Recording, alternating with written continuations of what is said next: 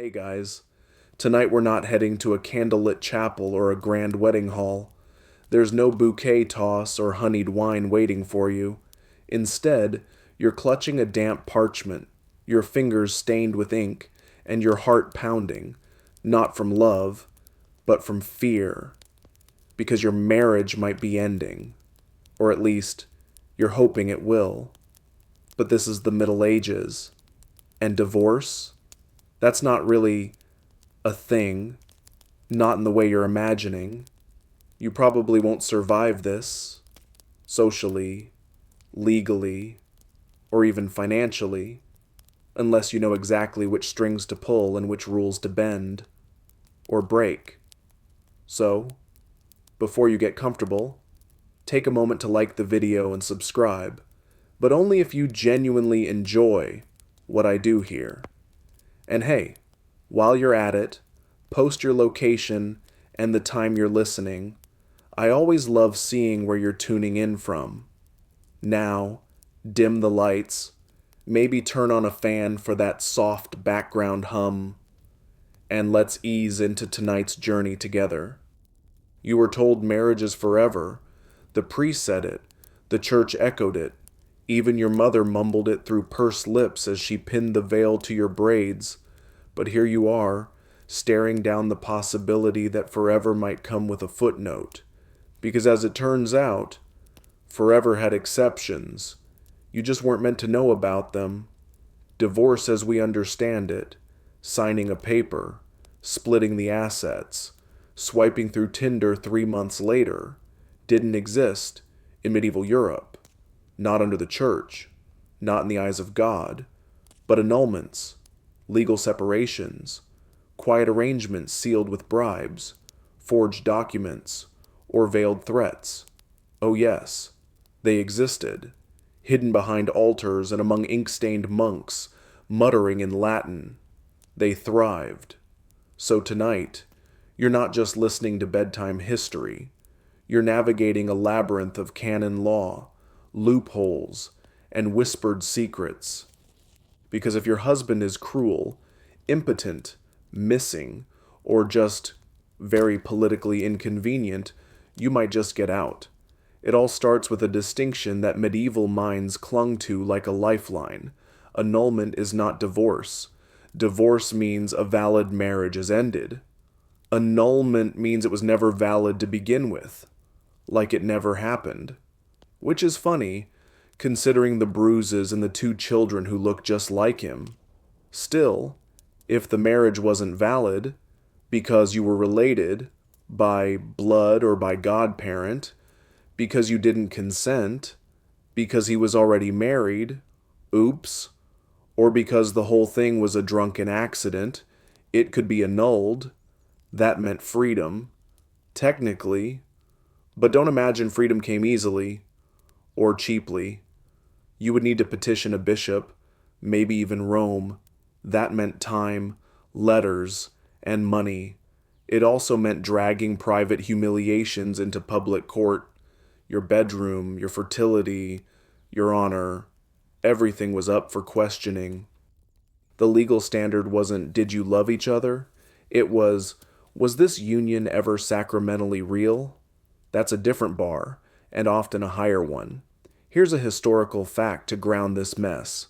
In 1095, Pope Urban II issued a firm statement reinforcing that no Christian marriage could be undone once consummated, unless it was proven invalid from the start.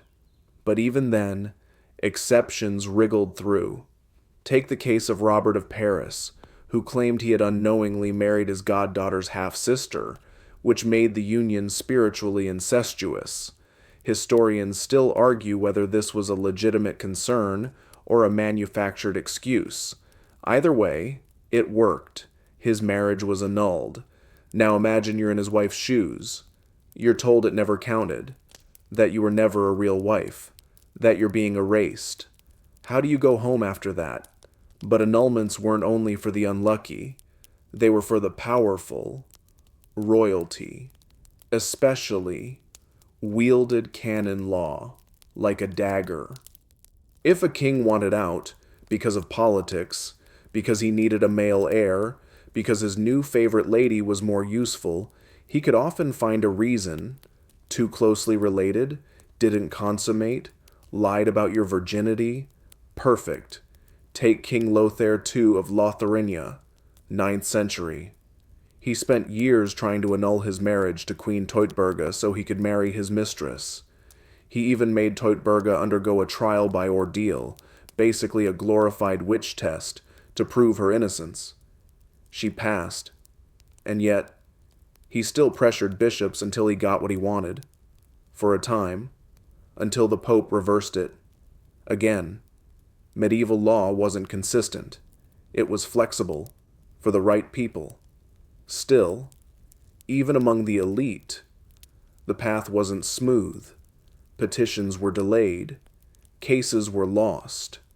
Public opinion turned. Documents went missing. And let's not forget the little detail that once your marriage was annulled, your children became bastards, retroactively, not awkward at all. So, here you are, wondering if it's worth it. If freedom is worth the fallout, you're not rich, you don't have political allies. And your husband? He has friends in the clergy. You could run, or you could learn the rules. Because the deeper you look, the more cracks you see in the so-called permanence of medieval marriage. Cracks wide enough to slip through, if you don't mind getting a little dirt under your nails. So, you've learned the difference between divorce and annulment. Now you're gripping that definition like a rope, hoping it holds as you dangle over the legal abyss. But your priest isn't smiling. Your neighbors whisper. And the bishop's secretary has just asked you a question that makes your ears burn. Were you and your husband related? That's your way out. Maybe. See, consanguinity, blood relation, was a popular medieval loophole. Canon law once prohibited marriage up to the 7th degree of kinship. That's a lot of cousins. Later, it narrowed to the 4th degree. Still, unless you were marrying from another village or another continent, you were probably technically related to most eligible suitors, which made this rule wonderfully convenient when a marriage needed to vanish.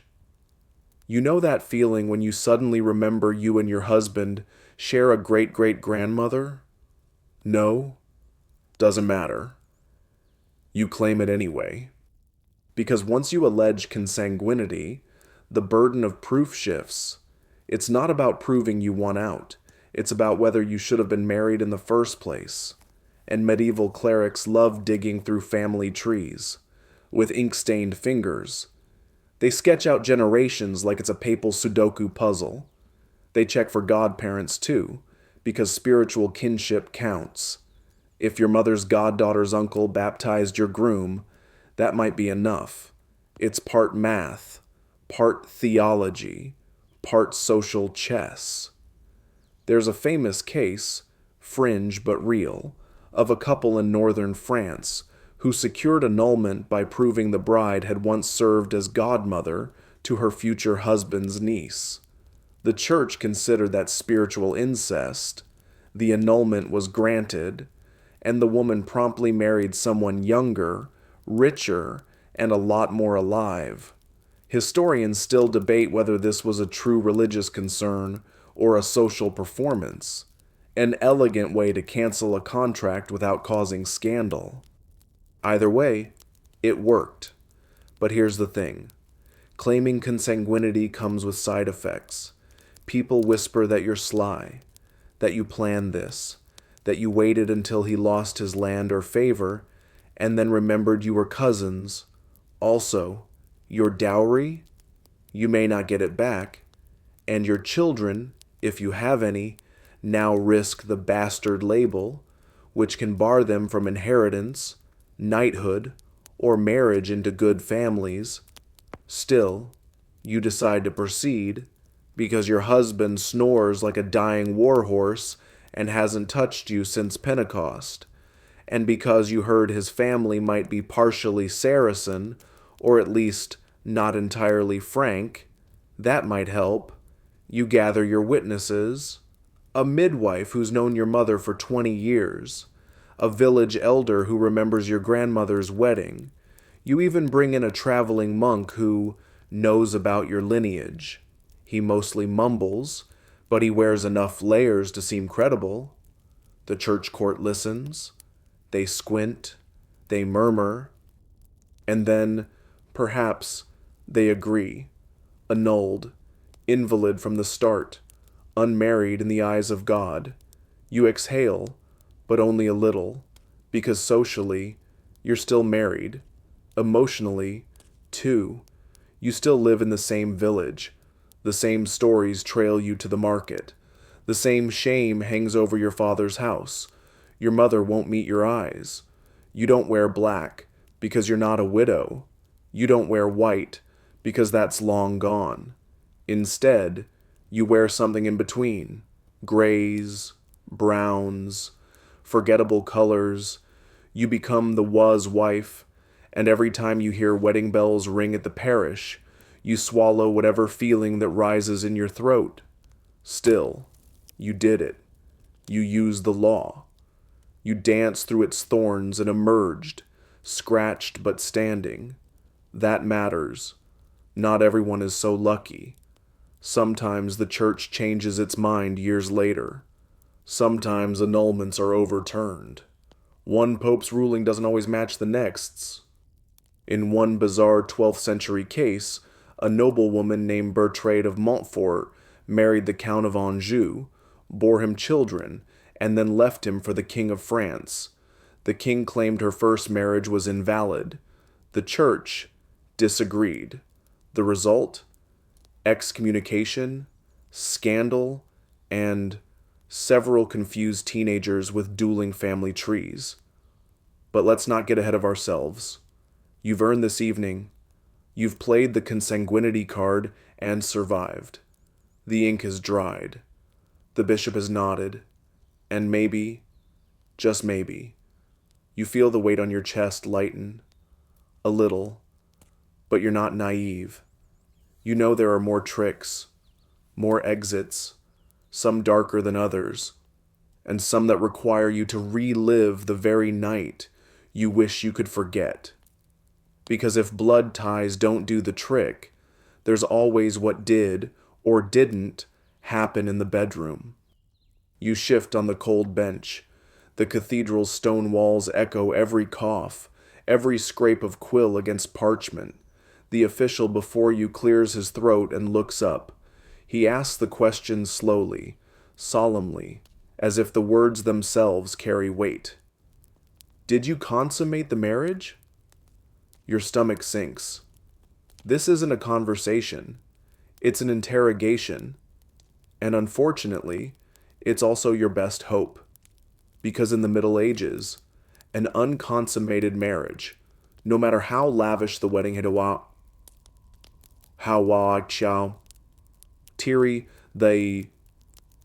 toasts could be annulled. All that mattered was whether you'd slept together, or more accurately, whether the church believed you had. Now, to be clear, consummation wasn't just about privacy. It was evidence, tangible, physical proof, the kind your neighbors might gossip about, your servants might overhear, your mother-in-law might barge in to confirm, and yes, sometimes courts asked for witnesses. A creepy thought? Definitely. But welcome to medieval canon law. Your mind races. You could say it never happened, that he was ill, that you were too scared, that the bed was cold for reasons you'd rather not name. You wouldn't be the first. There's a famous 13th century case from the Papal States in which a noblewoman swore, under oath, that her husband had touched her not once, even with a finger, during 2 years of marriage. Her claim? He was impotent. His rebuttal? Silence. The annulment was granted, but wait, it gets weirder. Sometimes, proving non-consummation required medical inspection. Picture this. Your husband stands, red-faced, in front of 2 monks and a physician, trying to prove he can't perform his marital duty. There are rumors, part fact, part folktale, of men pricking themselves with thorns before the exam to provoke swelling, of using animal blood to simulate injuries, of smearing ointments to fake diseases. One tale, fringe but oddly persistent, involves a goose feather in a bucket of cold water. We'll leave the rest to your imagination. Historians still argue whether these tests were truly common or just moral fables meant to warn wayward nobles. But records exist, embarrassing, clinical, and real. And women? Oh, your testimony counts, but only so much. In certain courts, if your husband insists consummation occurred and you deny it, the court might weigh his word more heavily. After all, you're seen as the one with something to gain. He already has you. You're the one who wants out. Still, sometimes, a woman's composure and clever storytelling can tip the scale. You remember your wedding night like a blur, the flicker of tallow candles, the smell of garlic on his breath, the stiffness in your limbs, the sense that this was happening to you, not with you, and then nothing. Maybe he drank too much. Maybe he wept. Maybe he mumbled a prayer and turned away. Now, it's your story, and if you tell it right, with enough sorrow and not too much shame, it might work. But beware, this path comes with humiliation. The court might summon character witnesses, your maid, who washes the sheets, a cousin who lives in the next room, a scribe who documents the color of your cheeks as you speak. There's an actual case, documented in the archives of Canterbury, in which a marriage was declared invalid because a servant testified the sheets were unmarked after the wedding night. The bishop even inspected the linens himself. That poor girl's dignity was traded for freedom. You think of that now, sitting in your own hearing as the clerk scribbles notes. You glance at the doorway, wondering if your mother is about to be called, or worse, your husband. What if he lies? What if he swears the act occurred? Will they believe him? You breathe in, then out, and then you remember what the deacon told you in hushed tones. Consummation only counts if both parties were capable, willing, and aware. That leaves room for nuance, room for survival. You lean forward, you speak slowly, you tell your story. Not all of it, just enough. You were frightened, he was angry, it didn't happen, or it did, but you weren't conscious. Or maybe he was ill. Maybe he wept again. Maybe he's weeping now.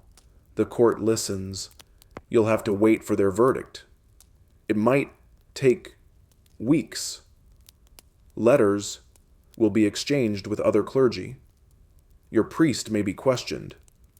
A physician might be summoned. You'll be told to pray. And wait. In the meantime, you stay in your father's home. Not quite a maiden, not quite a wife, suspended in legal limbo. Still, you've done something few can claim. You've stood before a tribunal of men and said, out loud, that your marriage was hollow, that the night that was supposed to seal your future never arrived, and if they believe you, you'll be free, but not forgotten. People will whisper.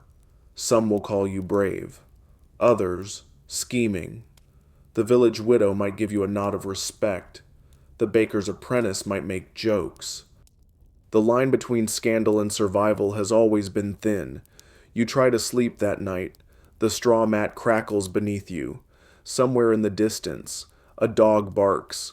The moonlight pools on the stone floor, and you watch it slowly shift.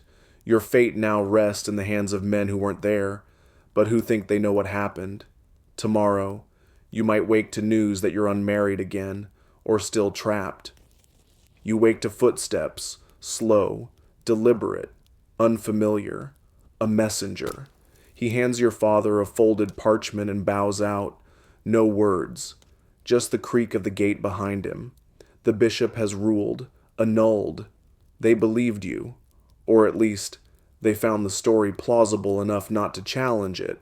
Either way, your marriage is now considered null, unmade, undone, as though it never existed. You try to feel relief, but mostly, you feel watched, judged, like every glance in the village is measuring your worth in reverse, not for who you are, but for what you no longer are. And still, you're lucky, because not everyone gets that ruling, especially when the case gets complicated, especially when someone decides to call in a witness, or, worse, a spy. You see, some courts, especially in high-profile cases, didn't just take your word for it. They wanted proof, preferably witnessed. I witnessed. Yes. That means exactly what you think it does. In several documented cases, consummation, or lack thereof, was proven by servants ordered to stand in the room during the wedding night. Sometimes they peeked from behind curtains. Sometimes they were present, standing at a respectful distance like grim-faced ghosts. Sometimes they were ordered to inspect the bedsheets in the morning and testify whether they found evidence. This practice wasn't universal, but it was real. Historians still argue whether it was common in peasant households, probably not, or just among the powerful, definitely more likely. Either way, it was humiliating, and, honestly, a little horrifying. But not all spies were official. Sometimes, a desperate wife might bribe a maid to say the act never occurred, or a husband might send his squire to eavesdrop outside the door, hoping to gather useful rumors in case the marriage soured. You're reminded of a fringe case in Burgundy, where a noblewoman insisted her marriage had not been consummated. Her husband brought in his steward, who claimed to have heard moaning and laughter from the next room on the wedding night. The woman responded coldly that the laughter had been hers, but not out of joy. The court didn't know what to make of that. Neither do modern scholars. The lesson? Marital privacy was never really yours. Not if you were rich. Not if you were rural. Not if there was a court involved. You shift again, remembering that your own marriage might have been whispered about, spied on, joked over at the tavern. It's like your personal life was repurposed into a legal drama, and everyone had front row seats. And what if you had consummated? What if you'd changed your mind after? Too late. Once the act was confirmed, the marriage was considered binding, spiritually, legally, and socially, unless you had another route, a messier one. Say it with me. Impotence. A powerful but deeply uncomfortable claim. If a husband could not perform, the marriage could be annulled, even after an attempted consummation, but proving impotence was tricky and humiliating, and yes, very, very public. There's a documented 14th century case where a woman requested her husband undergo an examination by a panel of priests and midwives. He refused. She persisted. Eventually, he was declared unfit and the annulment granted, but it cut both ways. Some men accused their wives of being frigid or incapable, sometimes to escape, sometimes to punish. There's even a legal term, impotentia coeundi, that refers to physical inability to perform, versus impotentia generandi, the inability to father children. Both mattered. Both were used as weapons. And sometimes, false claims were made. In one bizarre incident, a young man smeared lamb's blood on himself during his examination to simulate a condition he didn't actually have, just to get out of a political marriage. His father-in-law found out and sued him for fraud. The trial records read like a dark comedy. The church wasn't amused. Historians still argue whether these impotence trials were sincere efforts at justice or theatrical tools for the powerful to manipulate marriages like pawns. Probably both. You don't want to think about it. But you do. Because for every woman who found her way out through clever testimony or quiet bribery, another found herself trapped because a single lie, or a single witness, held more sway than her pain. That's why you cling to your annulment. Not as freedom exactly, but as release. A slow unraveling of the thread that bound you. You'll carry the whispers, the glances, but at least the door is open. And as you step through it, tentatively, carefully, you realize you're not the only one. Others have tried. Others will follow. And behind each legal phrase, each bishop's ruling, there's a story.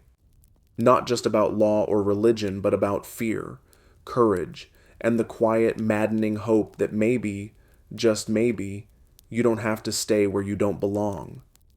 You think you're finally free? No more hearings. No more whispered accusations. But then someone mutters behind you at market, "She got out on a technicality," and just like that, the whole village remembers your story isn't just yours. It's become public property. Because in the Middle Ages, the courtroom didn't end when the bishop said so. No, it lingered. In gossip. In song. In judgment. Especially if the community suspects you escaped a marriage through manipulation. Or trickery. And that's where things get interesting. Because if your last three strategies, consanguinity, non-consummation, and impotence, failed, or if you really needed to vanish a marriage quickly and without delay, there was one more method. The separation from bed and board, or as Canon lawyers called it, separatio a mensa et thoro. It wasn't full freedom. You couldn't remarry. But you also didn't have to live together. You weren't obligated to share meals, or beds, or lives. It was a halfway split, like someone tearing a contract down the middle and saying, "Let's just pretend the part about the bedroom doesn't exist." This form of separation was recognized by the church, but rarely granted lightly. The grounds had to be serious. Grave cruelty, danger to life, adultery, but only if proven. And yes, even then, the courts preferred reconciliation. They'd advise prayer and penance before legal remedy. Very comforting if you've just been thrown down a flight of stone stairs. You imagine standing in a cathedral court again, this time showing your bruises, bringing your mother to testify, repeating the same story until even you start to sound unsure. And hoping, really hoping, that the judge believes a wife can tell the truth without embroidery. Some didn't. Some still don't.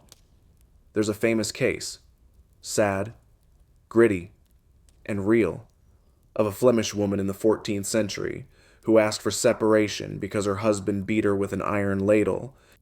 He argued she provoked him by refusing his dinner. The court deliberated for months. Eventually, they ruled in her favor, but only after she brought in 3 neighbors and a parish priest to confirm the injuries. Not the incident, the injuries. No one cared what caused them.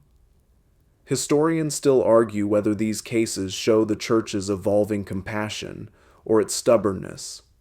Yes, some women escaped, but others were told to pray harder, to be patient, to submit. You don't feel much like submitting anymore, so you wonder, could you ask for separation now, even if your annulment failed? Could you live in your father's house, and he in his, and everyone just agree to look the other way? Sometimes, yes. But here's the catch. With separation, you still owe each other, financially, socially, spiritually. Your name is still linked, your dowry still entangled, and any children you had together still sit awkwardly in the middle of this limbo. There are even cases where couples who separated years ago were forcibly reunited by church order because their grown children asked for it. Something about inheritance, family stability, or appearances. But say you do secure the separation. You've endured enough to justify it. You've proven cruelty, abandonment, or adultery. You've whispered your way through the legal maze. Then what? You live alone, or with kin. You raise your children as a kind of widow, even though your husband still walks the earth. You avoid new suitors, because you're not free, not really, and yet some women did move on, quietly, illegally. They found partners anyway, understood, but not sanctioned. They lived together without wedlock. The church frowned, sometimes issued fines, but in rural villages with no bishops nearby, those unions endured. They were unofficial marriages in all but name. You recall a folk tale told by your cousin, a woman in the next valley who left her cruel husband and took up with a baker. They weren't married, not by church standards, but he raised her children. She called herself his wife, and when she died, he buried her in the churchyard anyway. The priest looked the other way. Fringe? Sure, but true, too. Because for all its rigidity, the medieval system cracked at the edges. People bent rules, created workarounds, found love in spaces the church didn't light. Still, don't mistake that for safety. A woman separated from her husband, legally or otherwise, was vulnerable, socially, financially, physically.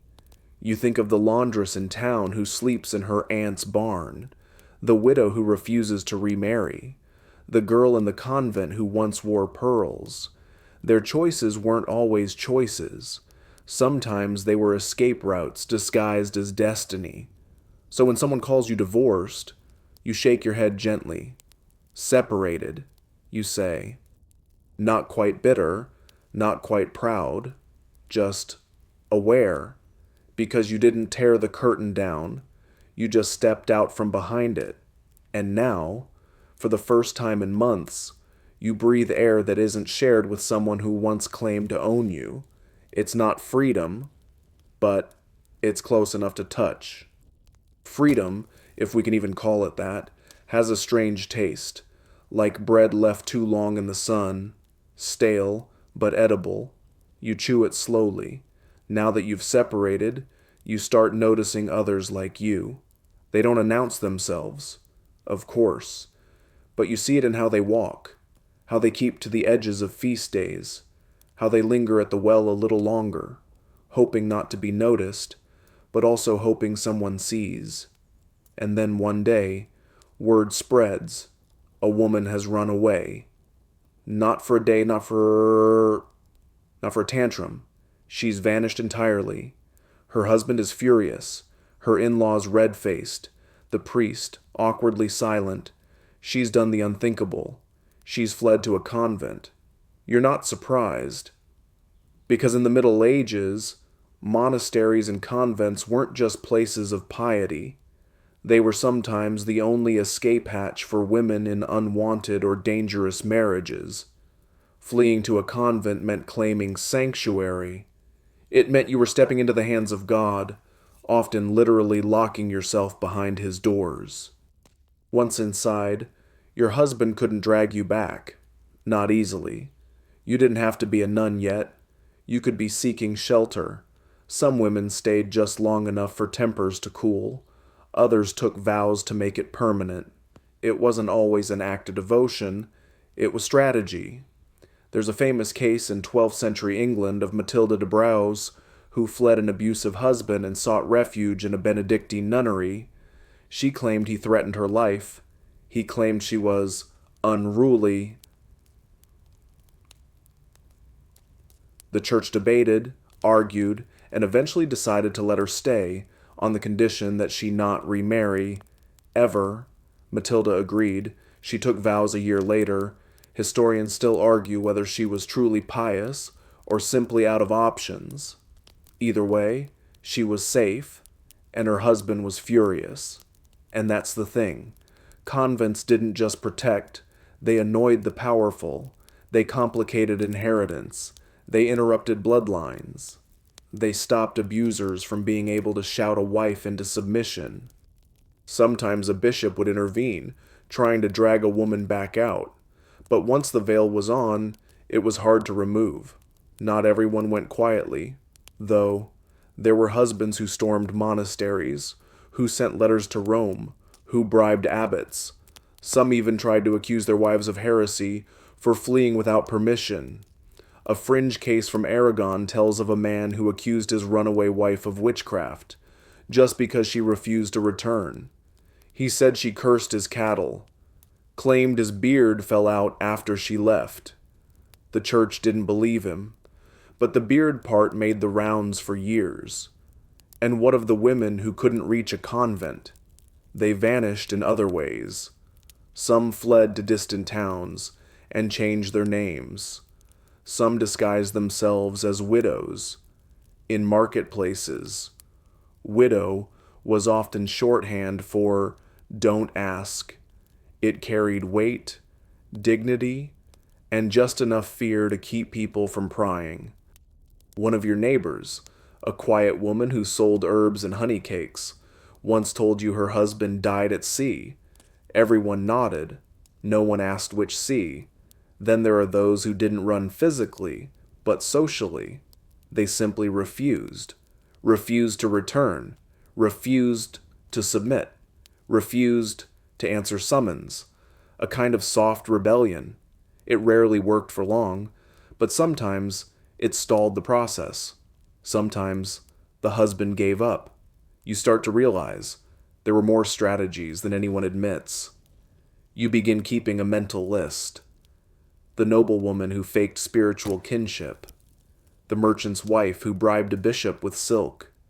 The peasant who declared her husband mad and staged a healing ritual that never ended. The girl who cried coercion and proved it with a broken arm and a midwife's testimony.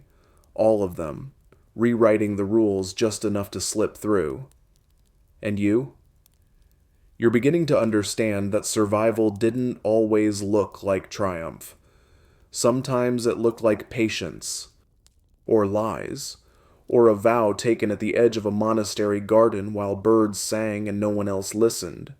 You're not sure if you could live behind stone walls forever, but you understand why someone would, because in a world where escape was nearly impossible, disappearing could be its own kind of protest.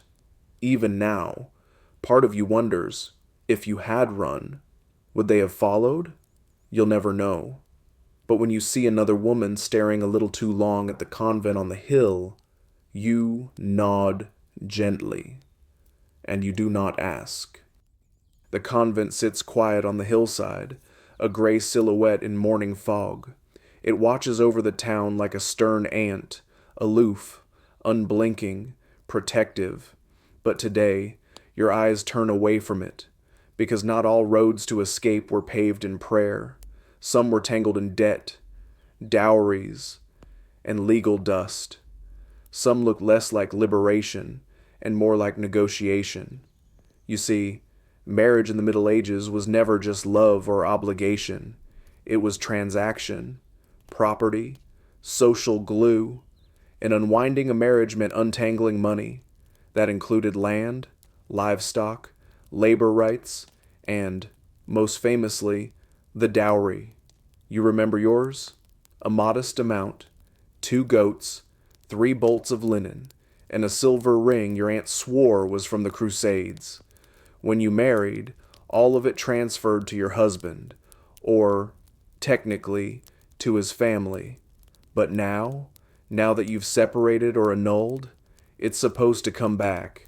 Supposed to dowry return was one of the most contentious parts of any marital dispute. You weren't just asking for your life back, you were asking for assets, which meant receipts, witnesses, and if your in-laws were spiteful, possibly a battle. In Italy, courts even had special clerks just for dowry disputes.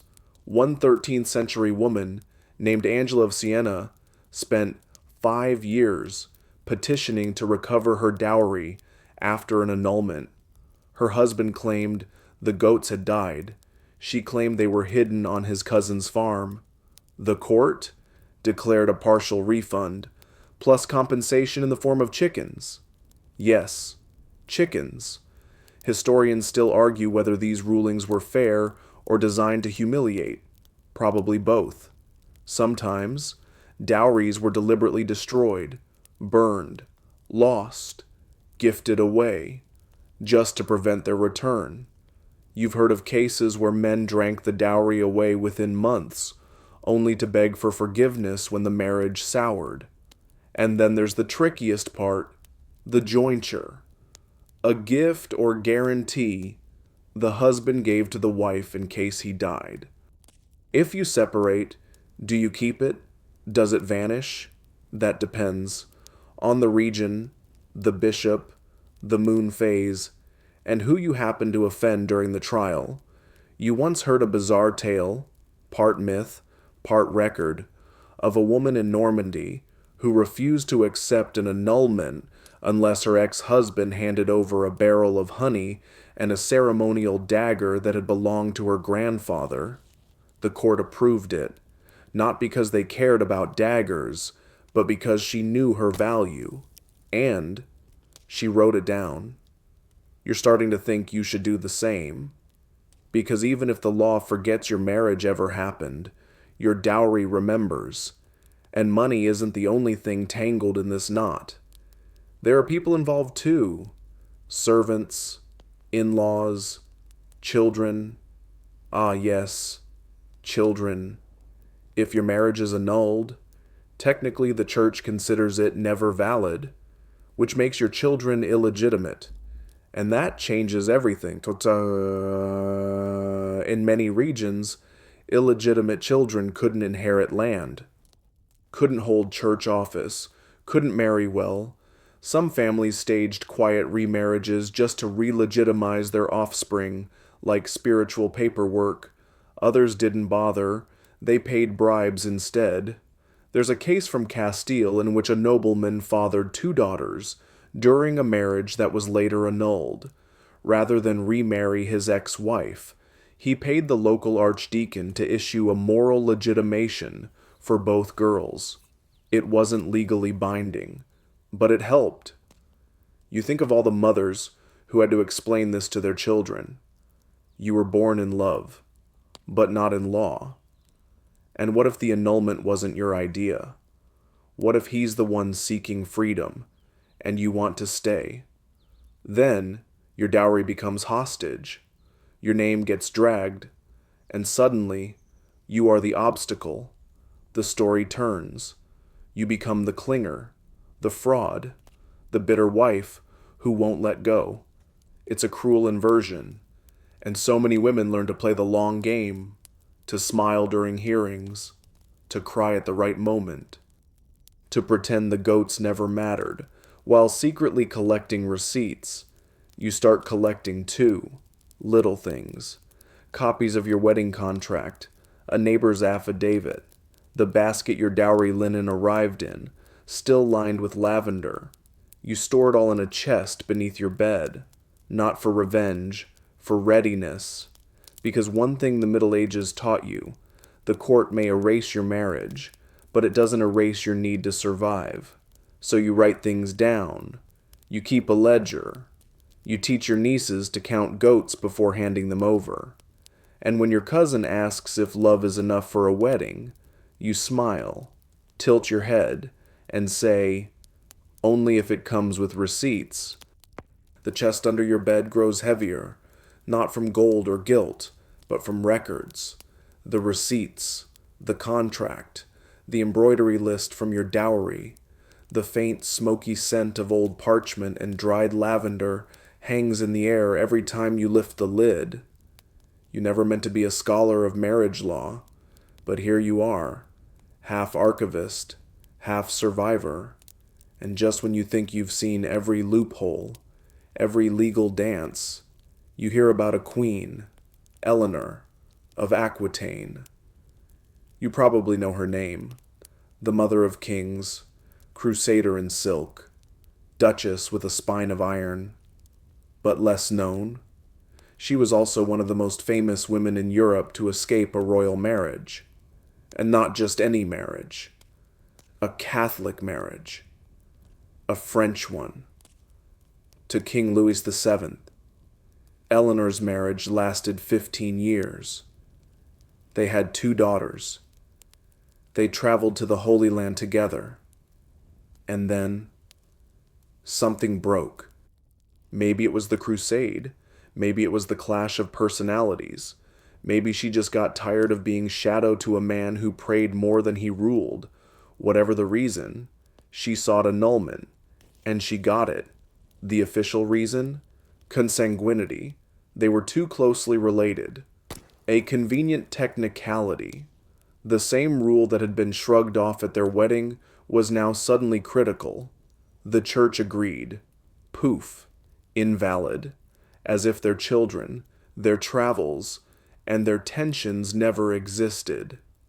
Historians still argue whether this was a clean break or a cleverly staged exit. Some say Eleanor played the game perfectly, using canon law like a blade. Others say Louis let her go to pursue an heir-producing marriage elsewhere. But Eleanor didn't vanish after her annulment. No, she married Henry Plantagenet, soon to be Henry II of England, 8 weeks later. 8 weeks. And from that union came the future kings of England, countless wars, and at least 3 medieval soap operas. So, yes, annulments were possible, even for queens. But the real lesson here? Power helps. Eleanor had land, wealth, an army. You have a chest of receipts and a half-returned dowry. Still, the playbook is similar. Claim invalidity. Find a reason. Move quickly. And don't leave the ink wet on the page too long. Of course, not every royal marriage ended with such finesse. Sometimes, the whole affair dragged on like a goat with a limp. Take Anne of Cleves, 4th wife of Henry VIII. Their marriage lasted just 6 months and was never consummated. Henry declared her unattractive, called her a Flanders mare. Anne, wisely, did not argue.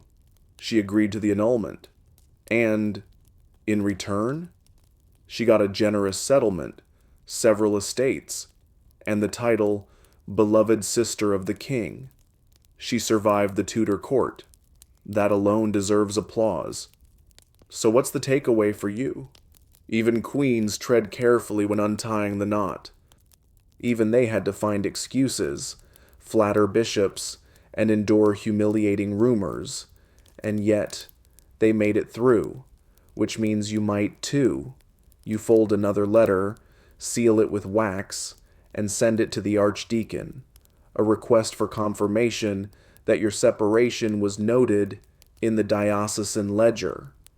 You already have the ruling, but you've learned to double up, because sometimes records go missing. Accidentally, of course, and sometimes bishops change their minds.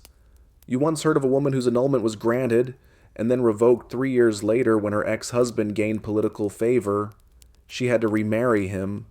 The ceremony was brief. The silence at the feast, deafening.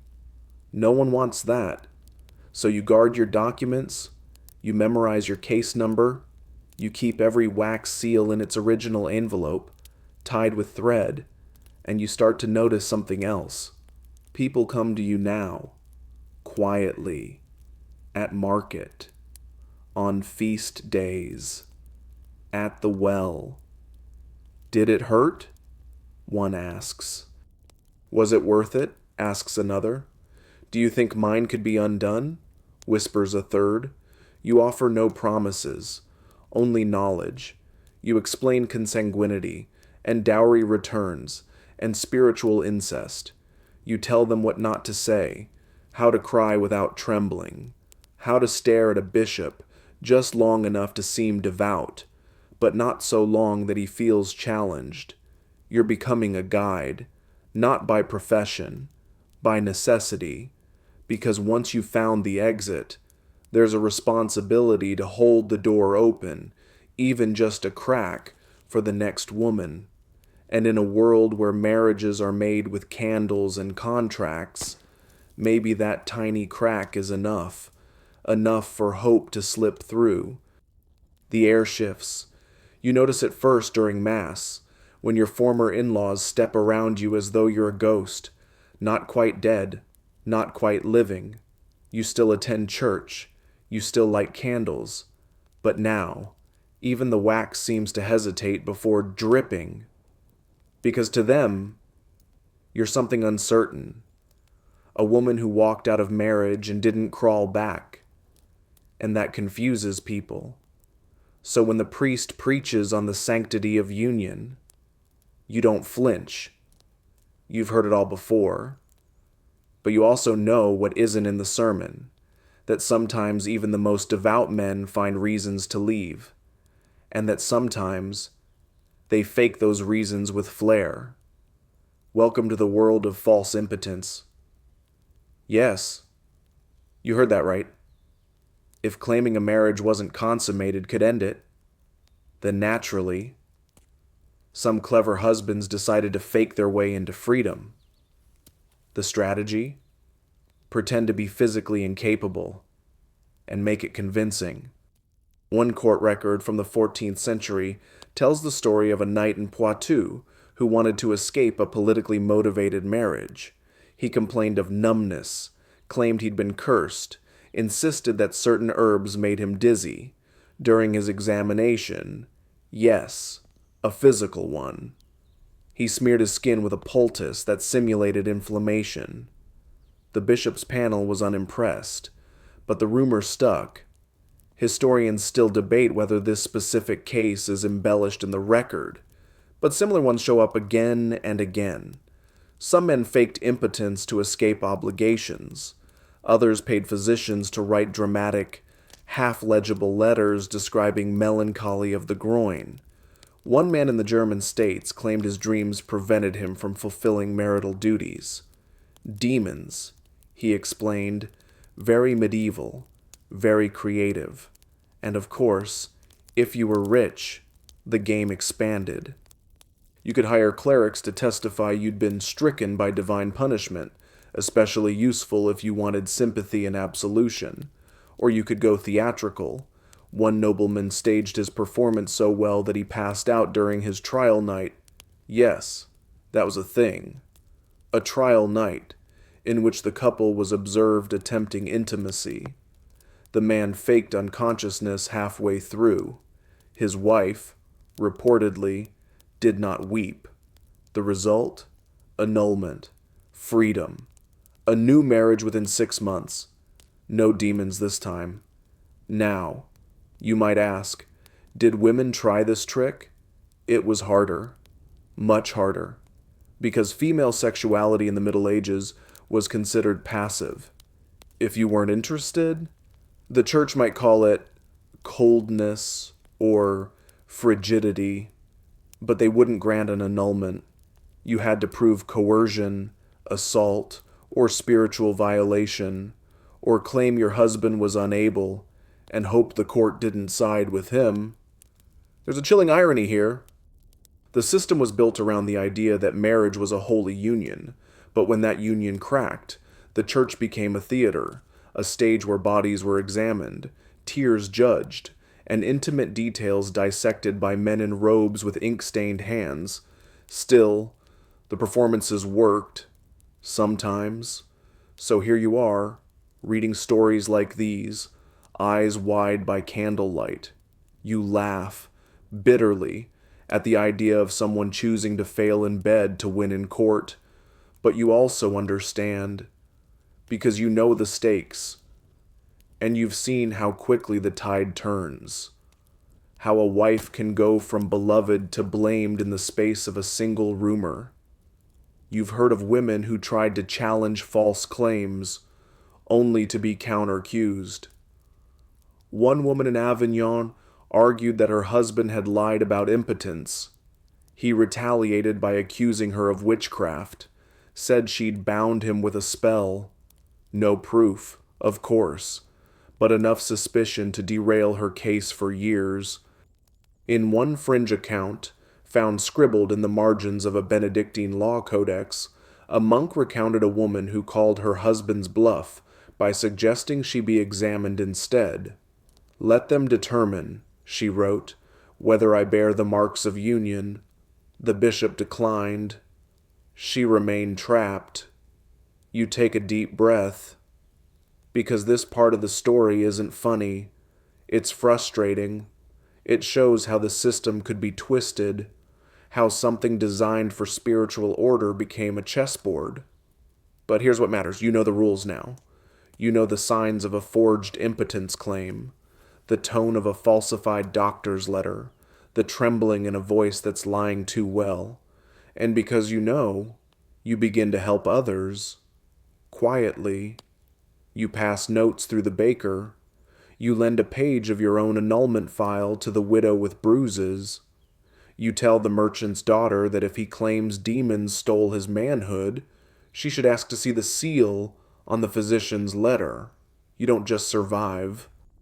You strategize, because while false impotence was a game of manipulation, your version is different. Yours is survival through knowledge, through pattern recognition, through not letting other women fall into the same ink-stained traps. And when the next woman knocks at your door, tears in her eyes, paper clutched tight, you offer her something no bishop ever will: a chair, a warm drink, and the truth. The knock comes just after dusk, 3 light taps, like someone asking for permission, not passage. You open the door to find her there, a girl, barely 20, clutching her shawl against the evening chill. You don't ask why she's come. You already know. She steps inside, eyes darting around your little room like it's a court chamber. "He said I lied," she whispers. "About before. You've heard this story before. Too many times.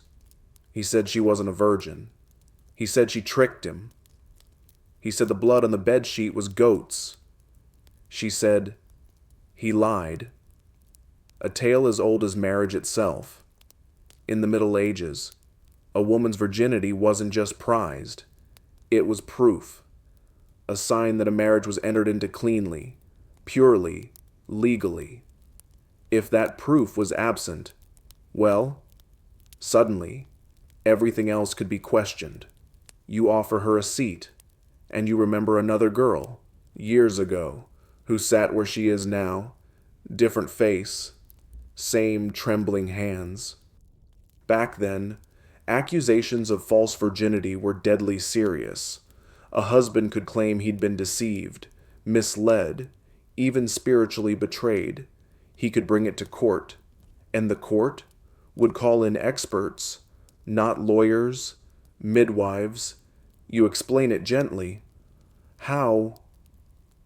In some regions, especially in southern France and Italy, courts asked local midwives to inspect the woman, sometimes days after the wedding, sometimes years later, during annulment hearings.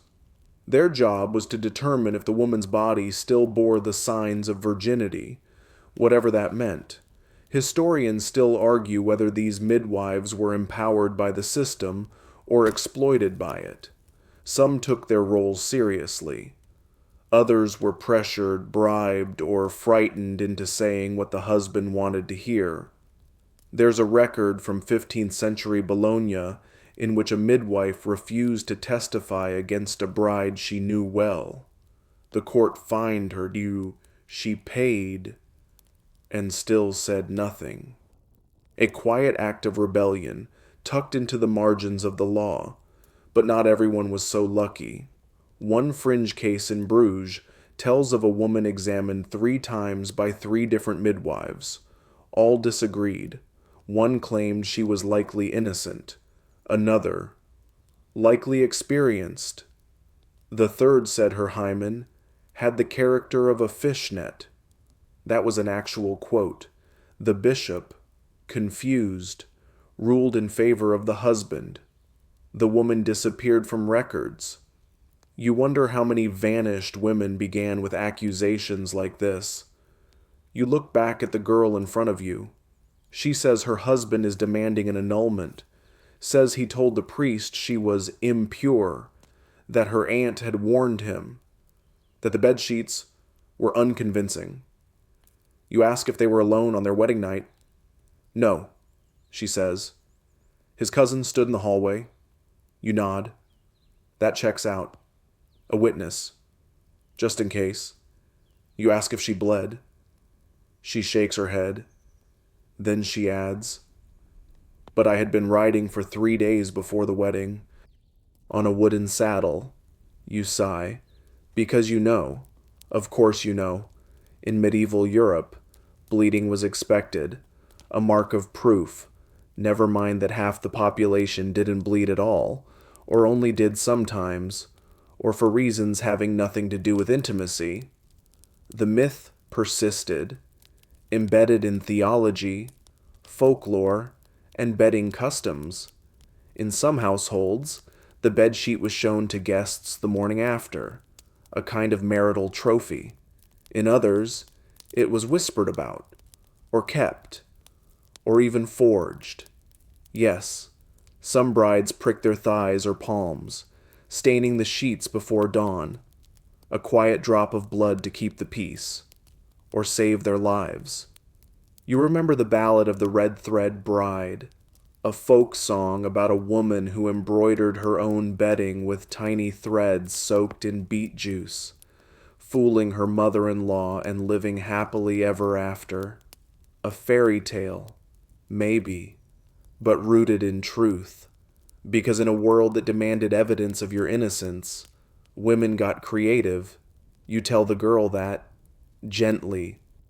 You also tell her the church doesn't require blood for a valid marriage. That canon law, at least on parchment, understands that virginity is a spiritual state, not a medical one, that even if she had been with someone before, it doesn't make her less worthy, less valid, less married. But you also tell her to be careful, because courts don't always follow doctrine, especially when a husband has friends, or money, or anger. You ask if she wants to fight the annulment. She nods, slowly, then firmly. So you help her gather her case. You tell her to collect witnesses, not about her body, but her character. Girls who knew her, aunts who helped dress her, the priest who heard her confessions. You remind her that silence can be as powerful as evidence, and you remind her that he must prove deception, not the other way around. As she leaves, her spine is a little straighter, not by much, but enough. You close the door. And you wonder if enough women share their stories, pass their knowledge, stand behind each other at court. Maybe the weight of the law might shift, just a little. Maybe the next girl won't have to explain the state of her bed sheets to a man in a hat. Maybe one day they'll believe her. You walk to the market the next morning with your shawl wrapped tight, not for the cold, but to keep your thoughts close. On the way, you pass the church, the bells are ringing, and someone's getting married. Again, you pause, watch the crowd, rice in baskets, flowers on sleeves, nervous fingers fidgeting with ribbons. You know this script, and you know that sometimes, behind those garlands and lace and buttered loaves, there's something else, a trap with cake. Still, you offer a polite smile. Maybe this one will work out. But your mind drifts back. not to the blushing bride, but to what happens after, when a marriage breaks and there are no convenient bloodlines, no unconsummated beds, no forged physician notes, when there's only a woman, her bruises, and a whisper in her ear that says, "Tell them he's cursed." That's where you are now. Because in the Middle Ages, when all else failed, there was one last exit route, part sacred, part scandalous, accusations of witchcraft or demonic interference. Yes, you heard that right. You didn't just claim he was cruel, you claimed he was cursed, or possessed, or hexed, sometimes by you, sometimes by his enemies, occasionally by the devil himself. You'd be surprised how often that argument made it into court. In some regions, especially Germany and Eastern France, bishops kept specific forms for what was known as maleficium maritalis, malicious, magical interference with a marriage. If your husband suddenly went cold, or impotent, or raved in sleep, you could allege bewitchment. There's a recorded case from Trier in 1392. A husband claimed his wife had enchanted his night parts with a dark prayer. She countered that his mistress had cursed her. The court summoned a priest and a cunning woman to evaluate the home. The marriage was annulled on grounds of sorcery. Go figure. Historians still debate whether these were true beliefs or just theatrical lawyering, but even the church, with all its disdain for folk magic, sometimes took these cases seriously, not because they believed in witches necessarily, but because they believed in order. And anything that disrupted a marriage's stability, be it demonic or dramatic, was worth untangling. And it wasn't just husbands accused, wives too. A man might say his bride had bewitched him into marriage, that she used potions, that she invoked a charm. There's a fringe case, more gossip than record, from the Burgundian court, in which a woman was accused of smearing fox bile on her wedding veil to entrance her husband. No one could prove it, but she lost the case anyway. You think now of your cousin's neighbor, the one who always wears green and burns rosemary every Wednesday. People say she speaks to birds, and that her husband hasn't spoken to her in years. Witch, or just a woman who wanted peace? Does it matter? You remember what the bishop once said at a hearing: where marriage fails, the devil waits. A little dramatic, maybe, but in practice, it meant that failed marriages often attracted spiritual explanations, not because they were true, but because they gave the court permission to break a rule that might otherwise be unbreakable. You used to scoff at those explanations. Now, you understand them better, not as facts, but as tools, language that let people say, "This marriage should end," without saying, "We made a mistake."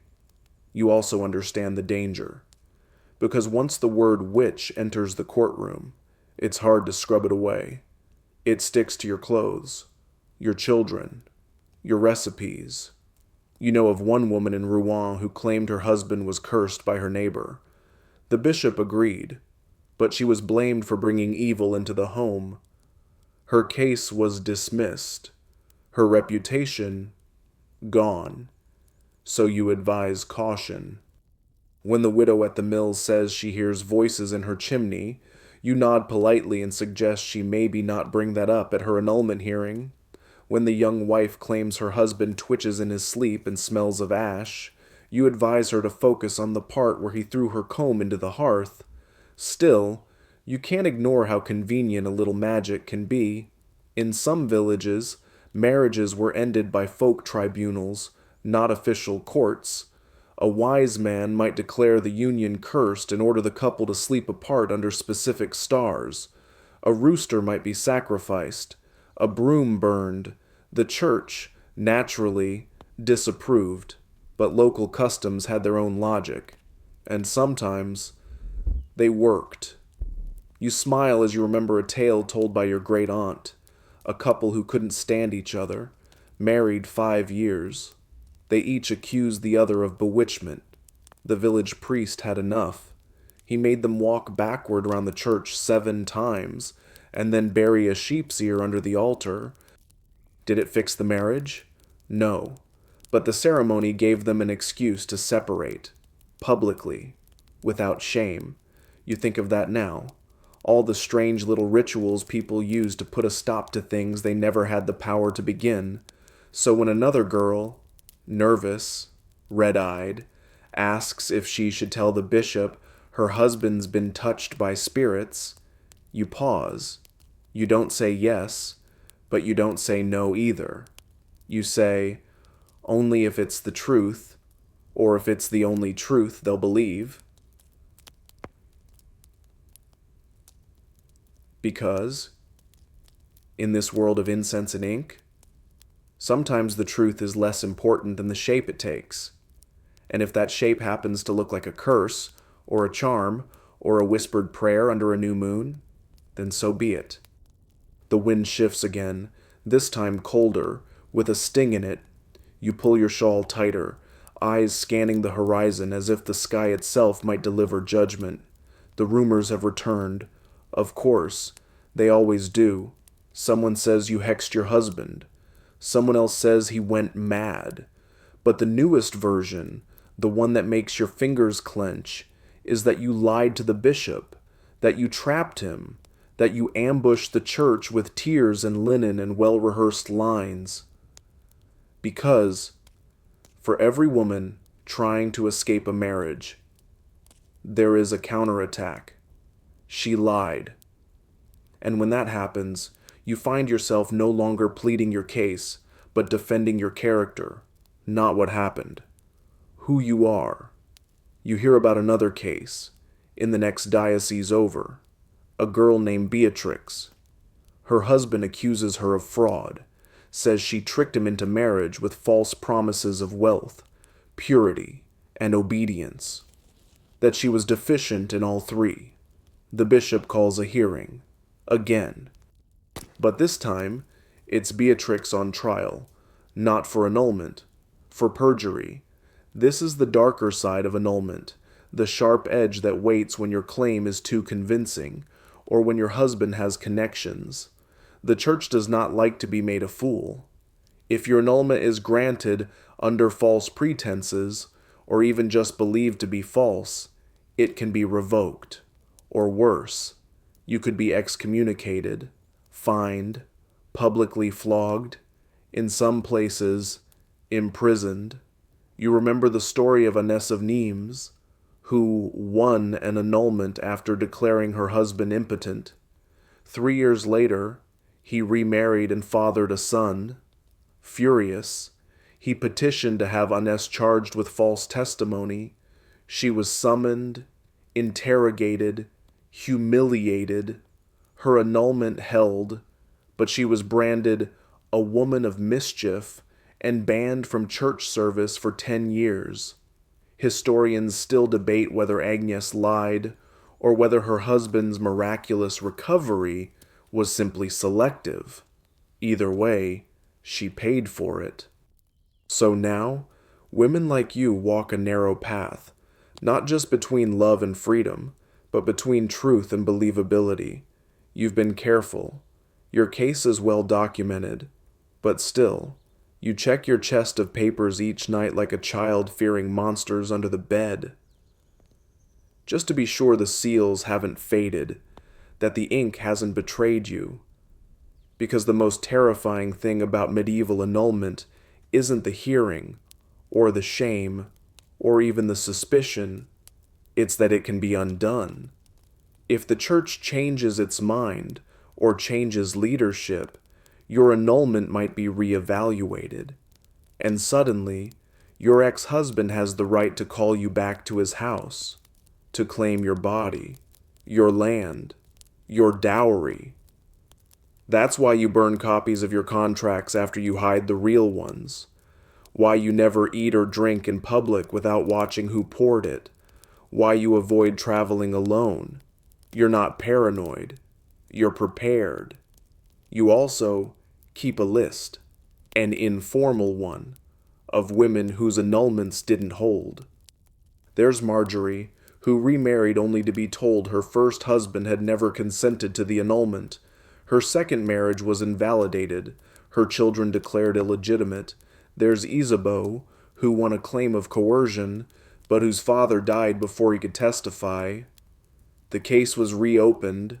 She fled the region. And then there's someone closer to home, someone like you. Her name's not written anywhere, but the way she walks tells you everything. Fast, quiet, always looking back. You remind yourself that even saints have been doubted, even queens have been slandered, and that surviving a medieval annulment wasn't just a legal victory, it was an ongoing performance. You keep your chin level, your voice soft, your answers rehearsed. If someone asks what happened, you say, "The bishop ruled." If they press, you say, "It was in God's hands." If they sneer, you offer a small, tired smile and walk away. But you don't forget, and you never assume it's over. Because this system is not a ladder, it's a spinning wheel. And at any moment, your name might come back around, caught on someone's tongue like a seed ready to sprout into suspicion. So you teach the younger girls how to speak carefully, how to document everything, how to keep their papers dry and their allies closer. You remind them, the church will forget, but the people won't, and neither should you. Your steps are measured now, not slow, just precise. You know who watches, who listens, who has a brother in the bishop's circle and a cousin who serves wine to the notaries. Information travels differently when your name has been written down in a church ledger and scratched back out again. Still, you walk, because that's what women like you do, those who've made it through the legal fire and emerged not quite clean, but at least burned into memory. And now, you hear a new rumor, one that makes you tilt your head in disbelief. A woman has claimed her husband is cursed, not by demons or fox bile this time, but by a cursed marriage itself. You pause, because that's a rare one, a peculiar path. The idea that a marriage could be cursed on its own, as if the very act of union brought misfortune, isn't entirely fantasy. In certain regions, especially in rural Brittany and isolated alpine valleys, there were whispers of blighted unions, marriages that failed not due to individual flaws, but because the match itself was said to be unholy, a joining never meant to be. The signs, unexplained illnesses, stillbirths, crops that failed after the wedding, fires starting the night the couple moved in, animals acting strangely, crows that wouldn't leave the rooftop, fringe, folk, and thoroughly frowned upon by the church. But people talked. People still talk. There's one case from 1311, preserved in the dustier corners of the Lyon diocesan records, where a couple petitioned for annulment because their entire village believed their marriage had cursed the harvest. The bishop laughed, then paused, then ordered a local priest to investigate. The priest found 3 unrelated crop failures, 2 miscarriages, and a mysterious illness that made all the cows face east at dawn. The bishop annulled the marriage. Historians still argue whether this was political appeasement or clerical theatrics, probably both. But it's not the harvest or cows that stay with you. It's the idea that a marriage might carry a kind of spiritual rot, that sometimes 2 people together simply sour the world around them. You've seen couples like that, not abusive, not unfaithful, just wrong. They shrink each other, their silences louder than arguments, their presence like a fog. The church would never use the word curse, but in practice, it sometimes granted separation for permanent discord, disharmony of spirit, or incompatibility of religious temperament. That's a long way of saying, this just isn't working. Of course, it was rare, and often only approved when paired with other issues: sterility, neglect, heresy. Ah, yes, heresy. Another lever to pull. If your spouse was suspected of heretical beliefs, your case got a whole lot easier. The church didn't want Catholics married to Waldensians, Cathars, or Lollards. A wife could claim she didn't know her husband was a heretic until after the wedding, and request separation for the safety of her soul. You remember one particularly dramatic case told over a barrel of wine in Marseille. A woman swore that her husband muttered suspicious prayers in Occitan. She claimed he lit candles upside down and avoided holy water. When confronted, he said he was merely original. That didn't help. His wife walked free. He was fined. The candles were confiscated. It sounds silly until you realize how fragile truth is in court. If enough people say the marriage is cursed, it becomes cursed. If enough people nod at the heresy, it becomes heresy. You begin to think, maybe the church didn't control marriage as tightly as it thought. Maybe people used the church, weaving its rules into the stories they needed to survive. And isn't that what you did too? You glance at the church doors as you pass.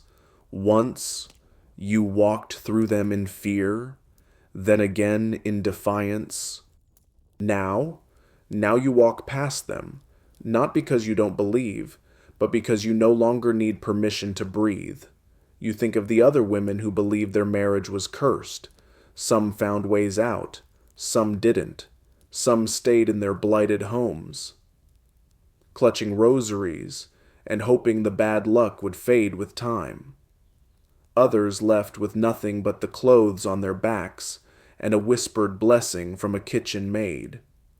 You ask yourself, what's worse, believing your husband is cursed, or believing you are?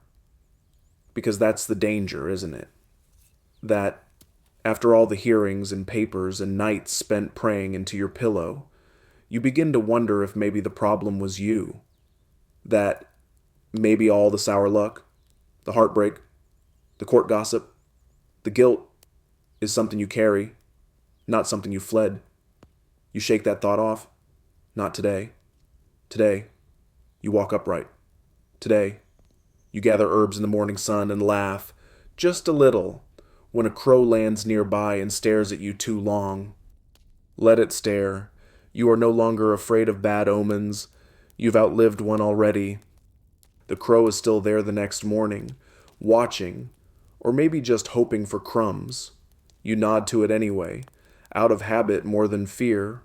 Old instincts die slowly, especially the ones drilled in by years of obedience, confession, and contracts signed in rooms that smelled of beeswax and quiet condemnation.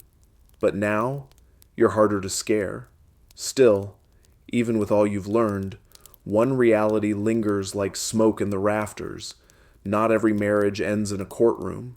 Sometimes, it ends on a road, in the dark, with no papers, no witnesses, just a silence where a union used to be. You've heard the stories, you've seen them come and go, and today, you see one walking back. She's thin, sun-darkened, cheekbones sharp enough to slice bread. She doesn't knock.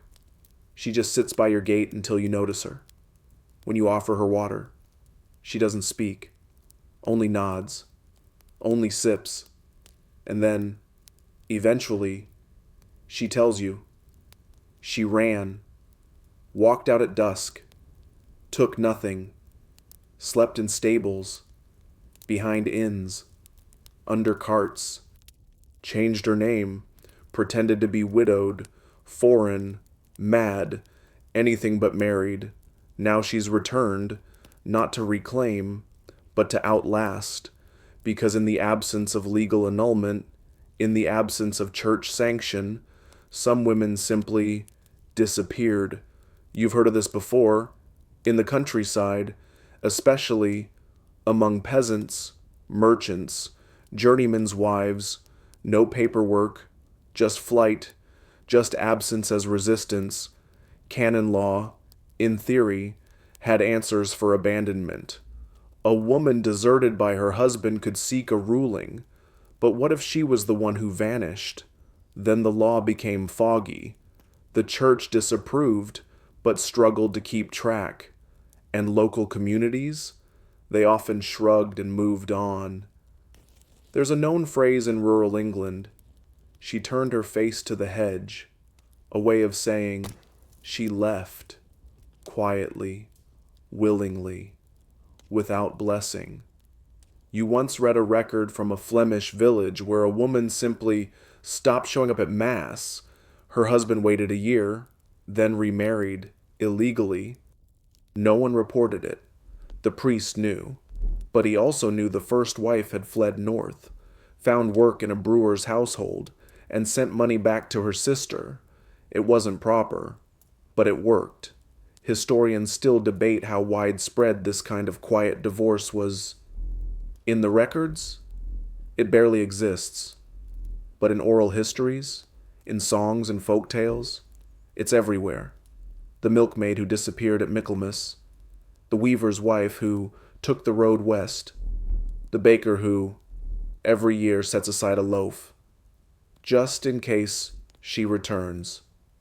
You think now, maybe history only counts what it can stamp and shelve, but you know better. You know that absence, too, is a kind of statement. Of course, this path wasn't easy or safe. Women who ran faced dangers that had nothing to do with canon law, hunger, assault, arrest, accusations of vagrancy or theft. The price of freedom, for many, was invisibility. And that's a kind of death, too. You ask the woman at your gate how she survived. She shrugs. I didn't die, she says. So I suppose I lived. It's not romantic, but it's honest. You invite her inside. You give her bread. You don't ask her name again. Maybe she's someone from your past. Maybe not. Doesn't matter. What matters is that she teaches you one more method, one more thread in the tapestry of medieval separation, escape, with no annulment, no priest, no Latin petition, just steps, and will, and time. You ask her what she wants now. She says she's not sure. She just wanted to see if the village had forgotten her, or forgiven her. You don't lie. You say, some did, some didn't. Some probably thought you were dead. She smiles. Let them keep thinking that. You think of writing her story down, adding it to your collection, but she stops you. No names, she says. Not mine, not his, not yours. And so you don't. Because some stories are meant to fade, to disappear like footprints in snow, not erased, but unfollowed. That night, she sleeps in your extra room. You leave bread and cheese on the table and say nothing more. In the morning, she's gone. A clean cup left out. A crow feather placed gently beside it. You sit with that for a while. Not all divorces happen in court. Some happen when you choose the road and keep walking. You keep the crow feather, not for superstition, though the old women would say it's a sign of endings, of transformation, of something halfway between luck and warning. No, you keep it because it's a marker, a quiet reminder that some departures leave no trail, but still change everything. You place it beside your parchment bundle, the stack of separation letters, annulment rulings, priestly correspondence, and a single note written in charcoal. She walked. That was enough. You've heard enough stories by now to know that some women don't disappear. Some stay, not in love, not even in peace, but in public defiance. You're thinking now of one woman. You don't know her name. You don't need to. She stayed in the same house as her estranged husband for 20 years, ate at the same table, attended the same mass, wore her veil like armor, but she never spoke to him again. Not once. Not even when he died. When asked why, she said, "He gave me nothing, but I took the rest myself." That's what this next path looks like. Not escape, not annulment, but unmarried survival within the marriage. A strange kind of legal limbo, two people still tied in the eyes of the law, but functionally divorced, separate bedrooms, separate finances, sometimes separate churches. The church disapproved, of course. Unity, submission, forgiveness, all virtues held higher than truth. But in practice, especially in towns where bishops visited once a season and gossip held more weight than scripture, people adapted. One famous example survives in the records of Ghent, a baker and his wife who lived together in complete silence for over a decade. Their only communication was through coins left on the table and loaves left on the sill. The wife ran the accounts. The husband worked the oven. They never remarried, never reconciled. When he died, she buried him with full rights and didn't cry. Historians call this phenomenon domestic separation, where the marriage technically exists, but neither party participates in it. No intimacy, no conversation, just routine and shared walls. Some called it shameful, others a kind of victory, because in a world where options were few, holding your own space, even under the same roof, was its own act of rebellion. But not all separations stayed so quiet. Sometimes, a woman chose to humiliate her husband into letting her go. She'd go to market wearing red, the color of scandal. She'd flirt with his enemies. She'd speak loud enough for the priest to hear. Not curses, not lies, just truth, told plainly. There's nothing in his bed but cold feet and snoring. He prays louder than he listens. His mother was a better wife to him than I ever could be. One woman, in a port town south of Marseille, carved her name into a church pew alongside a vulgar sketch of her husband's face. She wasn't excommunicated. The bishop chuckled. The husband left town. Sometimes public shame worked faster than private law. And you can't ignore the women who took it even further, who staged ritual divorces without the church's blessing. You've heard the tale of the ditch ceremony. A woman and man, surrounded by neighbors, walk to the village boundary. She throws her wedding ring into a ditch. He throws his shoes after it. Then they turn their backs on each other and walk in opposite directions. The crowd disperses. No priest, no law, just a pact made and broken in full view. There's no record of how many of these ceremonies were real, but there are songs, riddles, folk tales. In one from Saxony, the wife leaves after the ritual and becomes a midwife in the woods. In another, the husband is later struck by lightning while trying to remarry. You assume that version was penned by someone with an agenda, but it's not the ritual that stays with you, it's the choice. That even when law and church and custom closed the door, some women still cracked open a window. That they stayed, not quietly, not meekly, but deliberately, refusing to be erased, refusing to be sweet. You begin to wonder if, perhaps, these non-divorces were the most radical of all, not because they broke the rules, but because they refused to seek permission. You've seen enough now to know that the most dangerous woman in a medieval village isn't the nun, or the widow, or even the cunning healer. It's the wife who lives apart, in plain sight, and answers to no man, not even the one she's still technically bound to. You take a deep breath. The wind has picked up again. Somewhere in the village. A bell rings. Not a wedding. Not a funeral. Just evening prayer. You turn away from the sound, set the feather back on your shelf, and sit down at your writing board. There are still stories to record, and some of them haven't ended yet. It starts with a letter, hand-delivered, folded in half, sealed with wax too bright to be local. The messenger doesn't say much, just nods, touches the brim of his hood, and disappears down the lane. You break the seal with care, but the contents are blunt. You've been summoned, not by the bishop this time, by a woman, a stranger, a name you don't recognize, but the signature at the bottom reveals her title, Domina Judicaria, a judge of the Islamic court. You blink.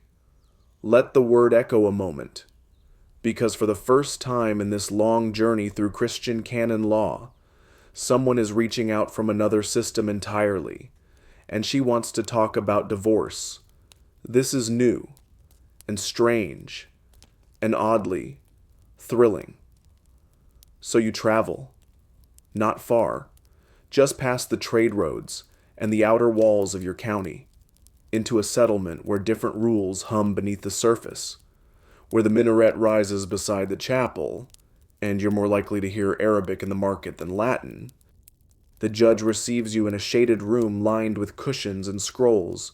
Her ink-stained fingers move with confidence, her eyes sharp, tired, kind. You sit, and you listen, because in Islamic law, Sharia, divorce isn't a scandal.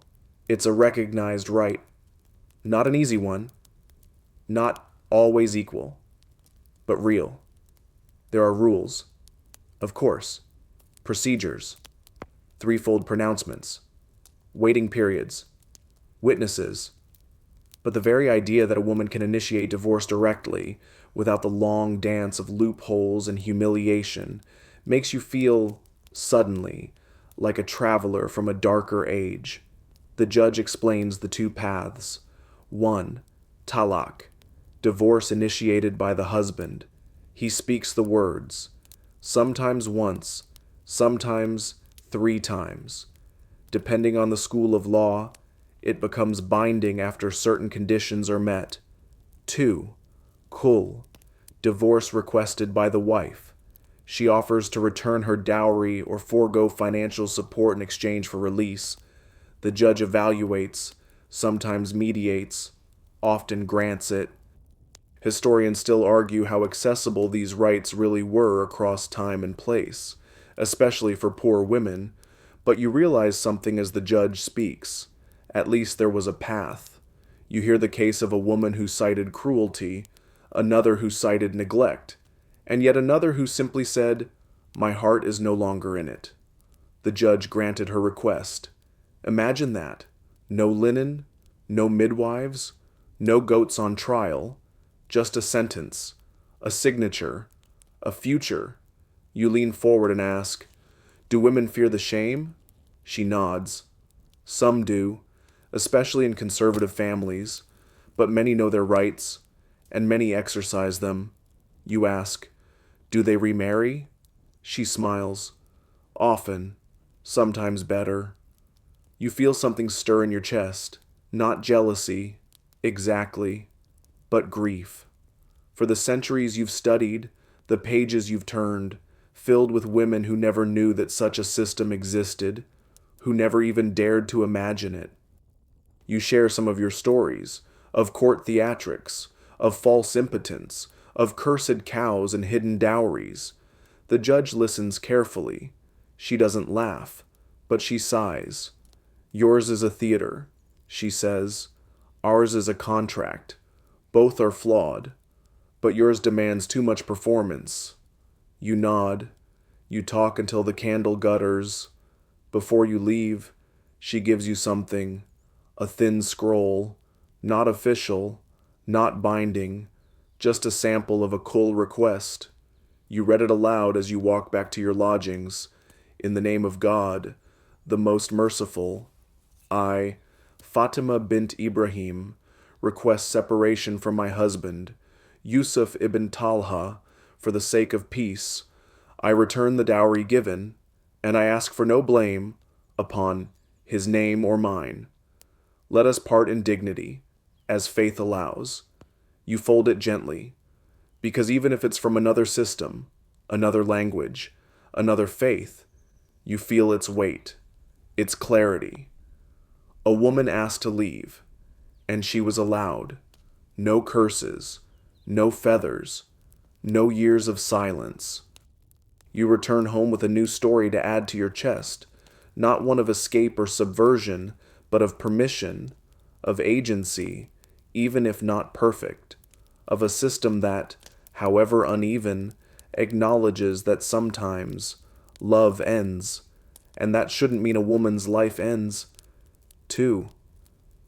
You tell the scroll story to others, quietly, respectfully. Not everyone believes you. Not everyone wants to. But the idea takes root.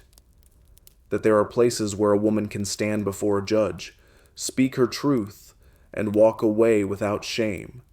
And for the first time in a long while, you wonder, what if our world, your world, learned a few things from theirs? The scroll sits beside your ledger now. You haven't shown it to many. It's not a weapon, not quite a dream, just a glimpse into what might have been, had you been born under different stars, on a different continent, to a different set of laws.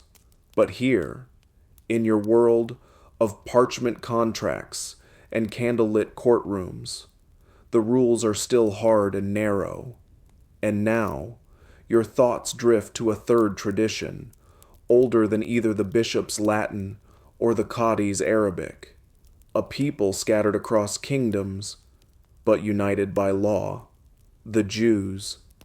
You first heard about the Get, a Jewish divorce document, while eavesdropping in the Spice Quarter, where the cinnamon sellers speak in half-sung sentences and finish deals with a nod. You hadn't thought much of it then, but later, you learned just how central the Get is to Jewish marital life. In Jewish law, divorce isn't a clerical decree or a bishop's ruling. It's a transaction. A husband writes a get, hands it to his wife, and, just like that, they're divorced. Not annulled, not separated, divorced, final, complete. At least, that's the theory. The trouble comes when he refuses, because unlike Islamic khul, or even Christian annulment, in Jewish law, the wife cannot initiate a divorce without the husband's consent. She can ask. She can plead. A rabbinic court might pressure him, but if he digs in his heels, the get never comes. She becomes an aguna, a chained woman, bound not by love, but by law. You remember the tale of Rachel Bat Eliezer, who lived in the northern Rhineland. Her husband abandoned her, vanished, really, after a failed business deal, gone with the cart, the horse, and all the household silver, but he left no get. And, because no witnesses confirmed his death, Rachel remained legally married for 17 years. She couldn't remarry, couldn't join a convent, couldn't start anew. She taught reading to merchant girls and wore her wedding ring like an anchor. Eventually, her community declared him presumed dead. But the stain lingered, and some still whispered that perhaps she should have waited longer. Historians still argue over how rabbinic courts handled these cases. Some were sympathetic. Others followed the law to the letter. But the structure was consistent. Without a get, the woman remained bound. You wonder now how many Agunot lived quiet lives, just one signature short of freedom.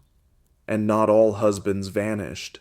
Some stayed, delighted in the power of refusal. One famous case from the Kingdom of Leon involved a man who demanded his wife's entire dowry and her sister's jewelry in exchange for a get. The rabbinical court eventually excommunicated him, but the damage was done. The woman waited 4 more years. It's not always fair. No system is, but the concept of the get still stirs something in you. Maybe because it's a document, simple and direct. A man writes, "You are free to marry any man." And with those words, he breaks the chain. Sometimes, women fought back. There are records of Jewish women petitioning secular courts to pressure their husbands, or appealing to Christian monarchs for intervention, weaponizing civil power against religious law. Occasionally, it worked. A fringe tale from Prague tells of a woman who forged a get using her husband's signature, copied from an IOU. It was discovered. Of course, she was fined, not flogged. And after weeks of scandal, her husband granted a real get just to end the shame. Others resorted to public protest.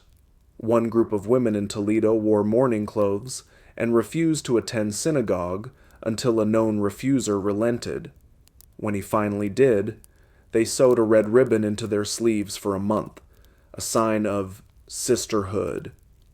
You smile at that, quiet defiance stitched into daily life. You sit now with 3 systems in your head: Canon, Sharia, Halacha, none perfect, all shaped by men, but within them, women have carved paths, bent rules, invented hope. You feel a strange kind of kinship, not with the lawgivers, but with the petitioners, the women who stood at thresholds with ink-stained fingers and steady hearts, asking for something the world wasn't sure they deserved: to be free, not because they were saints, not because they were victims, just because they were done kneeling, done pleasing, done being property with a smile. You wonder what the bishop would say if he saw your shelf now, stacked with letters from convents, sample contracts from the Cadi's scribes, charcoal copies of fictional gets. Maybe he'd scowl, maybe he'd scoff, or maybe, just maybe, he'd pause and listen. Because in this room, in this home, you're building something rare, a silent library of women who dared to leave, not by one path, but by any path they could make. It begins with a knock on your door, again, but this time it's not a woman with tear-stained cheeks or a stranger with a secret. It's a girl, a peasant's daughter. No gloves, no veil, no shoes. She carries no documents, no dowry dispute, no fine ink copy of canonical appeals, just a bruise blooming along her jaw and a question in her eyes. Is there a way out for someone like me? You let her in, boil water, hand her bread, and in that moment, you realize this story, this whole tangled narrative of marriage and separation and law and ink, has rarely belonged to people like her, because everything you've explored, annulments, canon law, church courts, gets, those are systems built for the literate, for the landed, for those whose names are written somewhere. But what about the peasants? What about those for whom marriage wasn't sealed with rings, but with handshakes, and sometimes only with cohabitation and a shared goat? The truth is, even without courts, peasants divorced. Not in doctrine, not in writing, but in practice. You've seen it.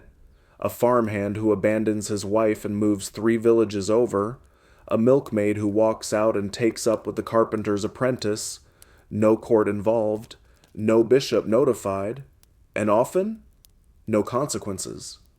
Why? Because for the poor, the law was a distant thing. A bishop might visit once a year. Priests were overworked. Courts were expensive. If a marriage failed, the village handled it. quietly, practically. You tell the girl this. You tell her that in some places, a couple could shame each other into separation. You've heard the stories. A man caught leaving his wife's bed to sleep with the pigs. Literally. A woman who baked her husband's tunic into a pie crust and left it cooling at the church door. One who walked through town with a sign that read, "He breaks his word and his wind. Not legal, not blessed, but effective." Some women stood before the church doors and renounced their husbands publicly. Called them fornicators, liars, or just bad-tempered. The community would watch, sometimes laugh, and then, often, let them be. There's a song from Yorkshire about a wife who poured ale over her husband's head and declared herself unwed. The chorus ends, "He dried off, she moved on, and no one wept." Historians debate whether these were true divorces or just rural melodrama, but your shelves are full of cases with ink. These stories, they're truths without paper. And the church? Technically, they disapproved. Marriage was forever. But when the shepherd left and never came back, what was the priest supposed to do? Chase him across the hills? Offer penance to an empty bed?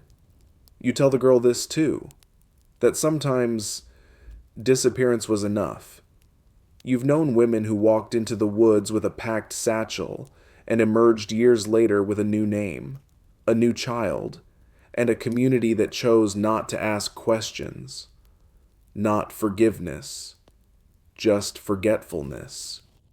There's even a term some friars muttered, divortium rusticanum, the peasant's divorce, not formal, not approved, but acknowledged, all the same.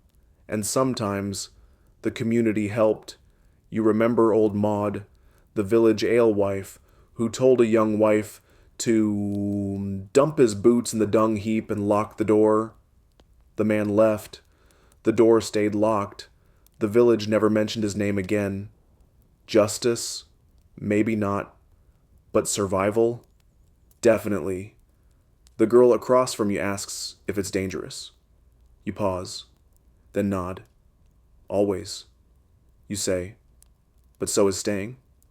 She chews her bread, stares at the fire, then whispers, "I think I'll shame him." Loudly, in front of his mother. You smile, not because it's ladylike, not because it's wise, but because it's hers, her method, her choice. And in a world that's written women into corners for centuries, choice is its own kind of scripture. Later, after she's gone, you write a new line in your notebook. Methods of exit. Peasant edition? Vanish without blessing? Shame in public? Refuse to cook? Refuse to sleep? Move your bed into the barn and invite the hens? Drop his name in every curse you know, then stop saying it altogether?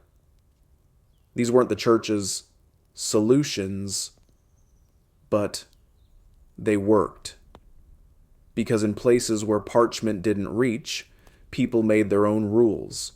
They stitched freedom into lullabies, hid it in pie crusts, whispered it to each other across fields and fences, and somehow, without trials or tribunals, they found a way to leave. You close the notebook, add no seal, no signature, but you whisper her name anyway, just once, so that someone, somewhere, remembers it was said. By now, your notebook is full, not just with laws and rulings and obscure court cases, but with whispers, footsteps, bruises that faded, and names that didn't. You've recorded annulments, escapes, shaming rituals, convent vows, false impotence claims, legal threats, spiritual curses, and dowries measured in chickens. And still, you wonder, what happens after? Not the moment of departure, not the courtroom or the village scandal, but the morning after the leaving, when a woman wakes alone, not with fear, but with space. What is the shape of a life after medieval divorce? The answer, like everything else, depends. For some, the end of a marriage led to reinvention, a return to a maiden name, a new town, a new trade. You've met one woman who became a scribal assistant, copying legal contracts for the same bishop who once refused her separation, another who started a wool-dyeing workshop with 3 other women, all formerly wed, now collectively unbothered. But not everyone became a heroine in their own folktale. Some women found themselves untethered, yes, but also unprotected, no husband, no father, no monastery, too scandalous to be a bride, too young for widowhood, too proud for servitude. They lived in the margins.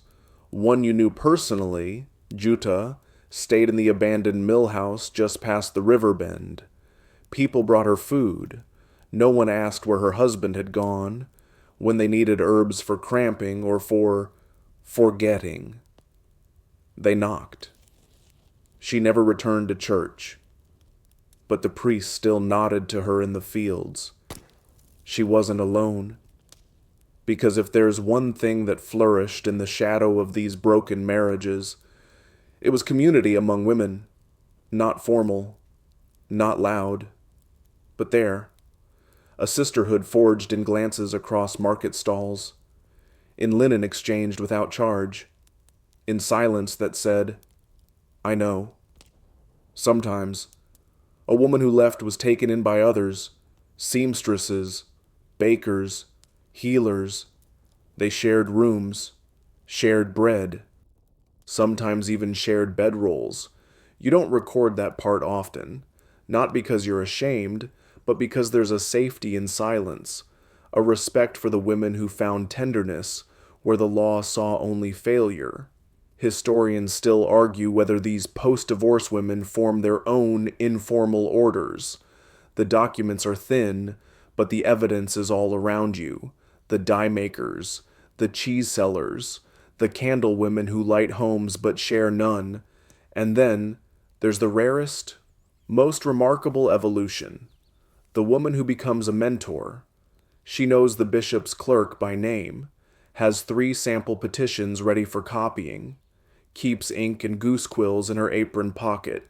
She doesn't boast, doesn't preach, but when a girl starts asking questions in the wrong tone of voice, she listens. You're that woman now. You never meant to be. You just kept writing things down, kept saying, well, here's what I heard once. And eventually, they started calling you wise, learned, even dangerous. You try not to smile when they say that last one, but it's true. You're dangerous now, not because of anything you own or anyone you love, but because you know too much to be afraid. You know the systems, their loopholes, their weaknesses.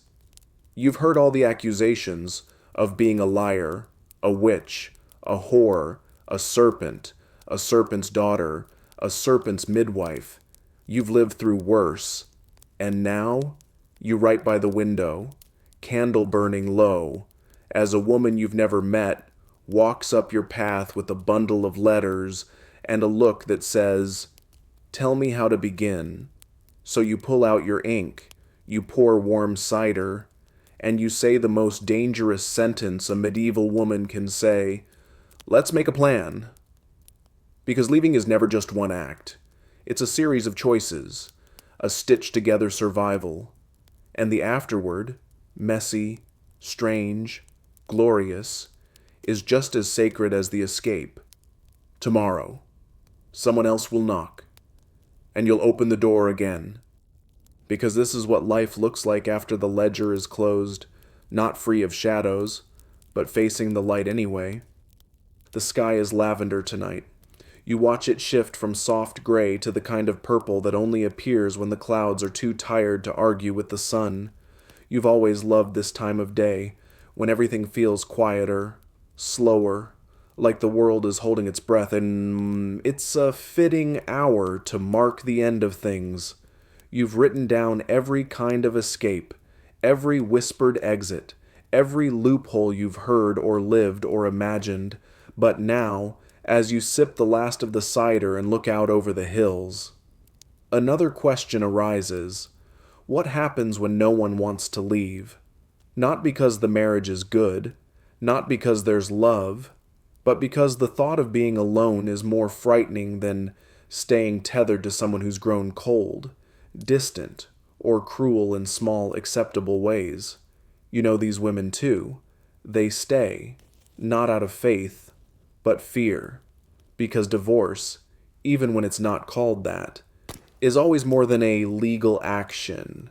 It's a shattering of identity, a public declaration. This failed. I failed. Or worse, I dared to change. And in this world, change is a kind of heresy. You've seen what happens to women who leave. The whispers, the social death, the sudden shift from respected wife to questionable figure. If they walk boldly, they're dangerous. If they cry, they're unstable. If they smile, they must be plotting something. So many choose silence. They wear their wedding bands like lead weights. Cook the bread, bear the children, tend the wounds, and in the rare moments of solitude, they whisper old names into their palms, names of the girls they used to be. You used to wonder if those women were weak. Now you know better, because staying takes a certain strength, too, not the kind praised in sermons or songs, but the strength of endurance, of holding pain without breaking it, of sacrificing the self for the sake of children, reputation, or even habit. And yet, not all who stay are trapped. Some reshape the marriage itself, quietly, gently. They assert themselves. They carve out space. They begin sleeping in separate beds, managing their own money, speaking without trembling, not divorced, but no longer erased. You've seen it, and you've learned to respect it, because sometimes leaving is loud, but sometimes survival is silent. Still, you wonder, will the world ever be ready for women who don't marry, or who marry and leave, or who refuse to call their past a failure just because it ended? Maybe not yet, but you're preparing it. With every story you record, with every cup of tea you serve to the next weary woman, with every nod you give to a girl who starts asking questions. Tonight, you pull the last parchment from the shelf. You write in careful letters. This is not a tragedy. It is a curriculum, a path walked by countless feet before mine, and more to come. You fold it, place it in the box with the rest. Then you blow out the candle. And as the room settles into darkness, a strange peace wraps itself around you. Not a happy ending, not a perfect one, but a steady one. The kind that says, you made it to the other side. And if someone listening tonight has made it here too, whether through ink, courage, grief, or pure quiet defiance, then you are not alone. Not now. Not ever. So, as the ink dries and the pages close, let your shoulders relax. Let your breathing slow. You've walked a long path tonight, not just through the halls of medieval courts or between the pages of canon law, but through something much older, quieter, and deeper. You've seen what it takes to leave, what it costs to stay. You've sat beside women who lit candles for deliverance, who told jokes with shaking hands, who wrapped secrets in plain linen and smiled anyway. You've seen the systems, the loopholes, the mercy, the malice, and still, you kept going. Now, imagine the parchment folded, the candle blown out. The last door closed behind you, not as an end, But as an exhale, the worst is past. The decision has been made. You are no longer waiting for the bishop's reply or the neighbor's gossip or the bruises to fade. You are standing in your own quiet night, the one you chose, or built, or simply survived into. And yes, the world is still uncertain, but your feet are steady. So let yourself rest. You can put the names away now. The laws, the stories, they're still there, tucked beside you like a well-worn shawl, but you don't have to hold them tonight. Tonight is for softness, for breath, for silence without fear. You made it. Close your eyes now, and I'll see you again next time. End of script. Sweet dreams.